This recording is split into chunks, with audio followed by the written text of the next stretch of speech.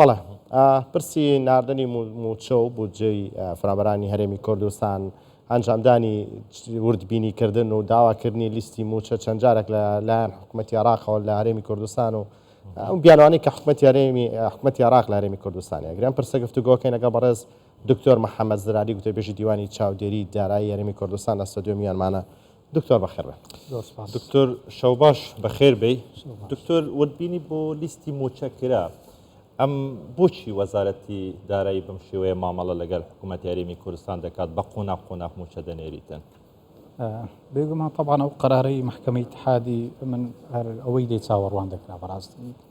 کە ئەوەی ئێستا کە تێداینا هەروای لێبێتن بە قۆناق پارەکە بێ لەبەرەوەی قەرارەکە ڕوون و وازەحە کە دەرێت بەبێ گەڕانەوە لۆ نوێنەرایەتی حکوومەتی هەرێمی کوردستان لە بەغدا ڕاستە و خۆ تەعامل لەگەر با بڵێن ئەو پرسە دەکرێت پرسی ناردنی موچە یعنی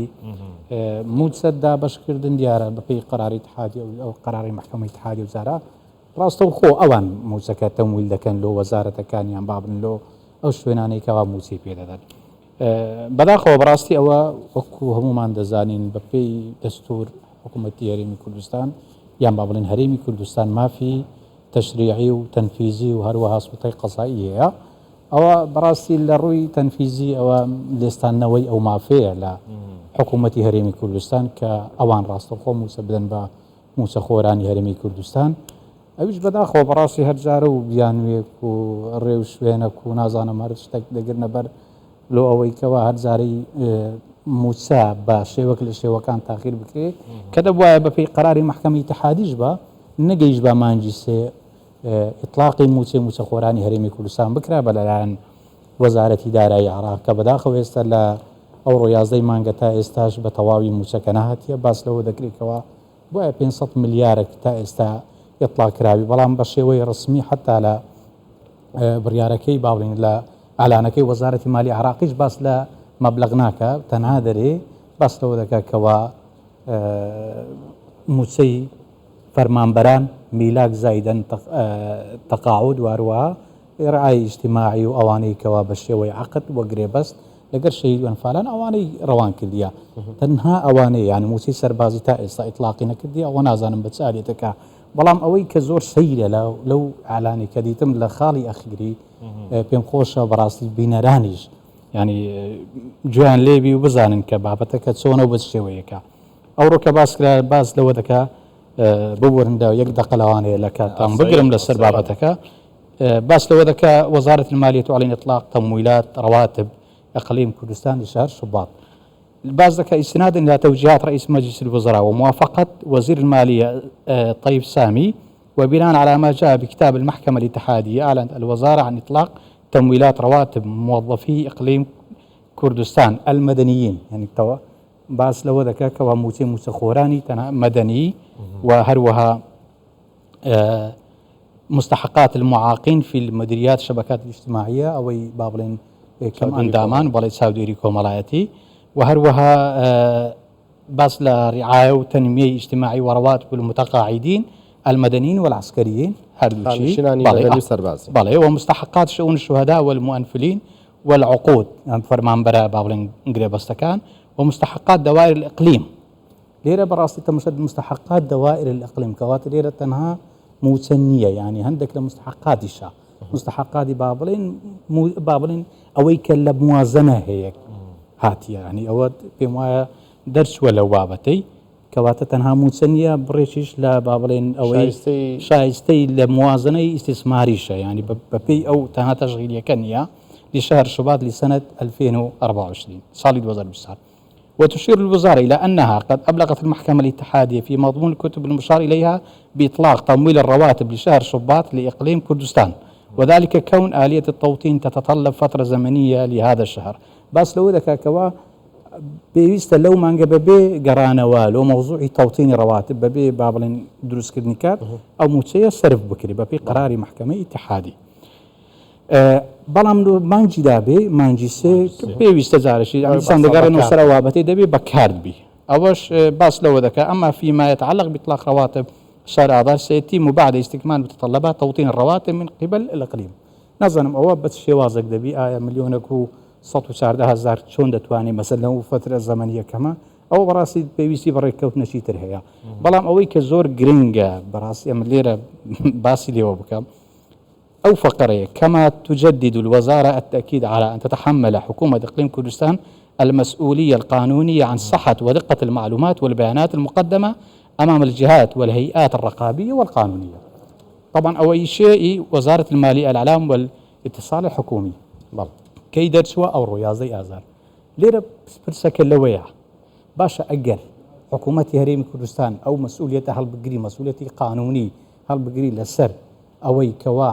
أو ليستي كنارديتي ليستا شي باك وبيقردا هيك شيء نية آية كأتو أو مسؤولية الدا بالاوي بوشي تاخيري دكي بوشي دواي دخي يعني لو حكومة هريم كردستان باشا مادام أتو أو مسؤولية قانونية أسر حكومة هريم كردستان بيويز بورد بيني ناكا لو حالتي هيس بيويز ناكا لو حالتي بيويز أتو تمويلك بكي لو أوي راتبي مانجي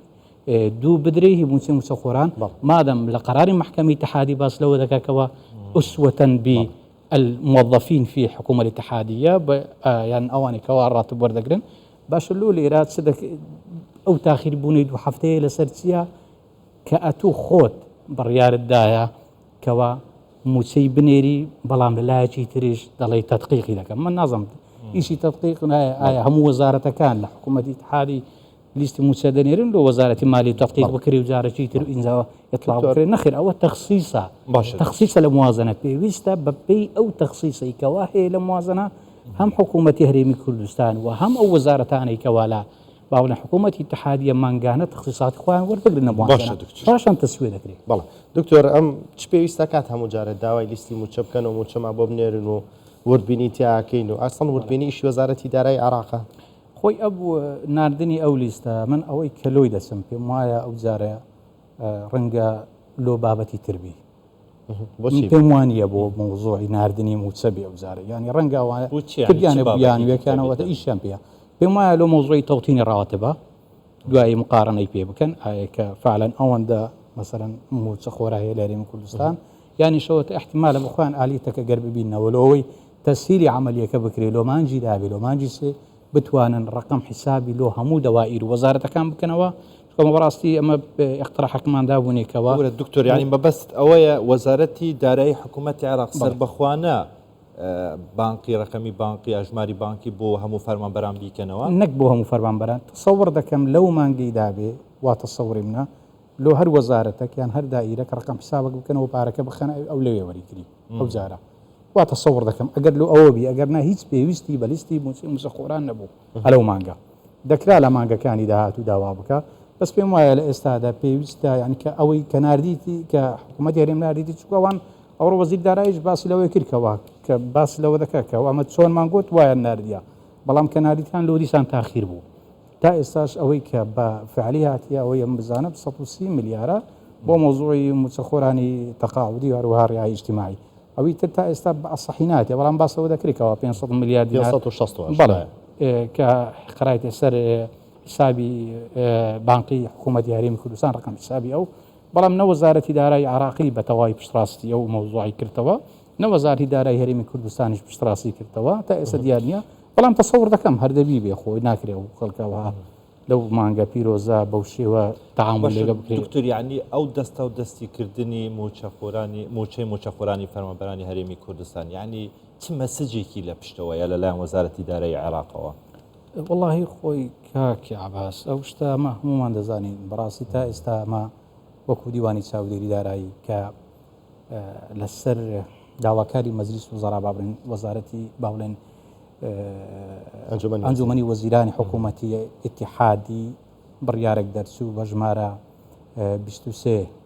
سطو سلك أوكاتي كلا حفدينو كباش سردانا كي بريز سروش حكومة هريم كردستان ببغداد بريارك درسو كوا مانغانا بيويستا حكومتي اتحادي بريك باربو هريم كردستان بنيري أو أبو 700 ملياريان بقرز نار وكو قرز لازمني قرز أو كاتا لفقري دوام برگشی تێدا بوو لە فقرەی دووەم باس لەوە دەکا مەرزێک دانرا بوو کەوا پێویستە لیستی موچەی موچە خۆران هی هەرێمی کوردستان بە هەموو فئەکانەوە هەموو بەشەکانەوە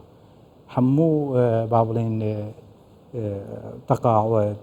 میلاشی دائیمی عقد و هەروەها شەهید و ئەنفال و ڕعای اجتماعی هەمووی پێویستە چ بکرێتن وردبینی بکرێت لەلایەن هەردوو دیوان دیوانی چاودێری دارایی بەغدا بە تەنسیق لەگەر دیوانی چاودێری دارایی هەرێم ئەمە ئەو وردبینیەمان کرد ماوەی تقریبان 2 هەفتە پێوە راپۆرتی خۆشماندا هەردوو جیهەتی معنی ینی ئەو راپۆرتە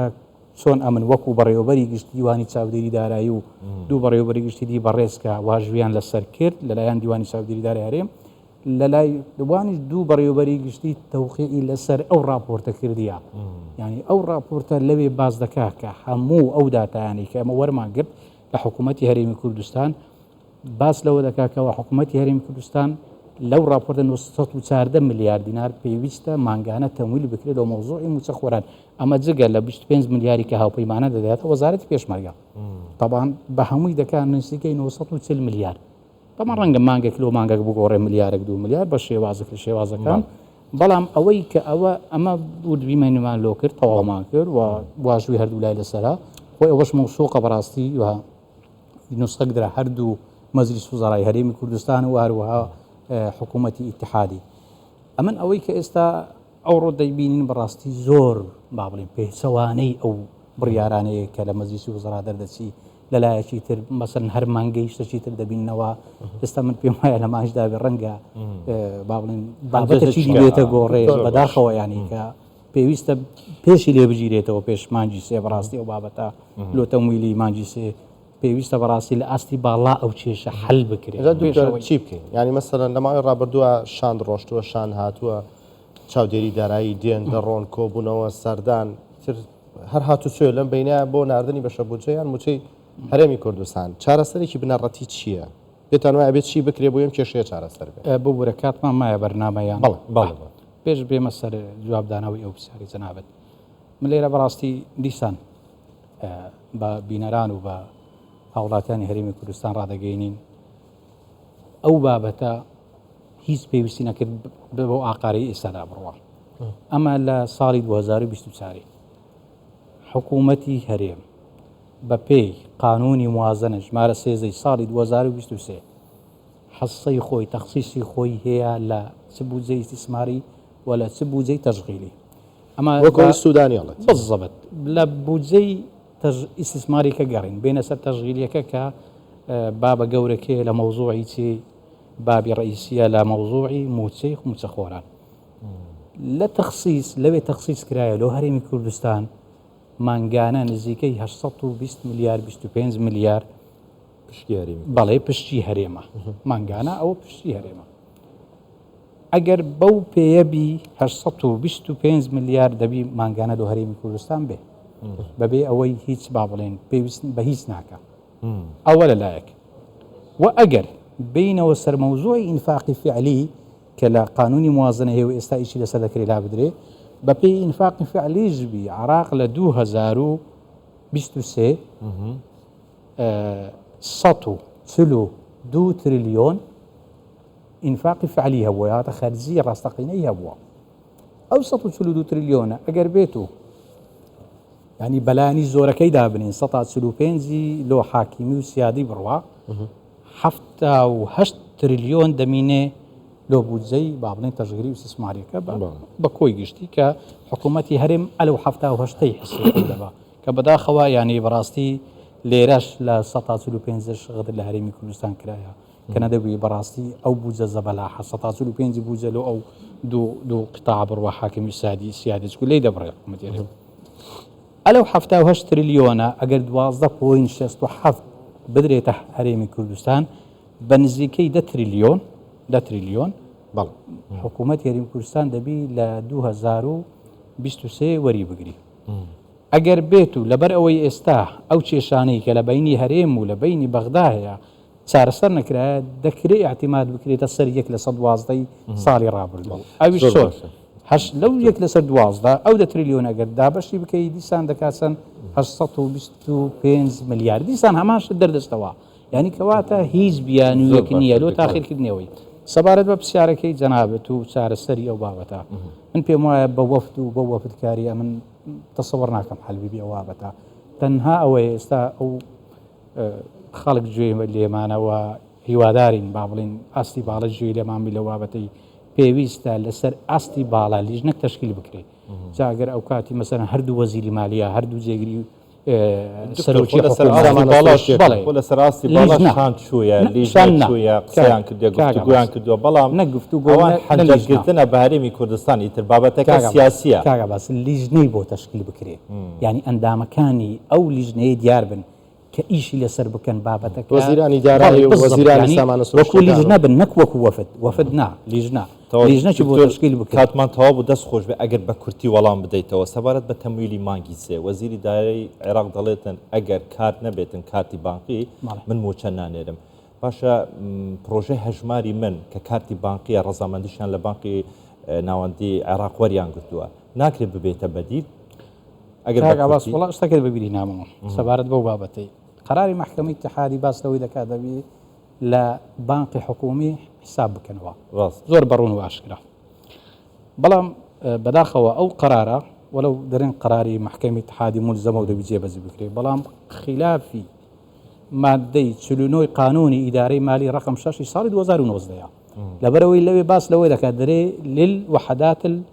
الإنفاق مبسي كحكومية فتح حساب في المصارف الحكومية أو المصارف الخاصة المعترفة لدى البنك المركزي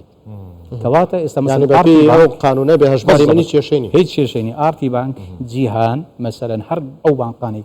كهجماري مني تذا كرايته وحموي معترف لدى بنك مركزي كواتا اللي أنا هيك إشكالك نية بموايا دكري زور برون وأشكراي أو بابتا باز بكريكا كما أو أنا لدى بنك مركزي أو أنا معترف أو بانقانا لۆچی ئەطرافی پێناکەن ئەوەندە ئاسانە ینی مەتاتێ دەتوانانی هەرچوونێک بێتن چارەسەری بابەتەکە بەڵام بابەتەکە سیاسیە نانەوێتن موچەکەی بنێرن دانەوێت خەڵکی هەرێمی کوردستان وەزیردارایی ئەو قسەی لە چێ هینە کە دەبی ئیلا بەکاردی خۆی لە قەراری محکەمەی اتحادی باس لە فترەی زەمەنی ناکە دەڵێ لە ماوەی مانگیان دوومان سێمان بەس دەڕێ دەبی تەوتیم بکرێت باسی فترەی زەمەنی نەکرد ئەو پرۆسەرەکەم دەڕێ کاکە کات تەواو بوو زۆر سپاس بۆ دەرفەتی دیکە دەست خۆش بێ سپاس دکتۆر محەممەد زاراری بەردەفکی دیوانە چاودێریە دارایی گەلێک سپاس بەخێراتن دکتۆر زۆر سپاس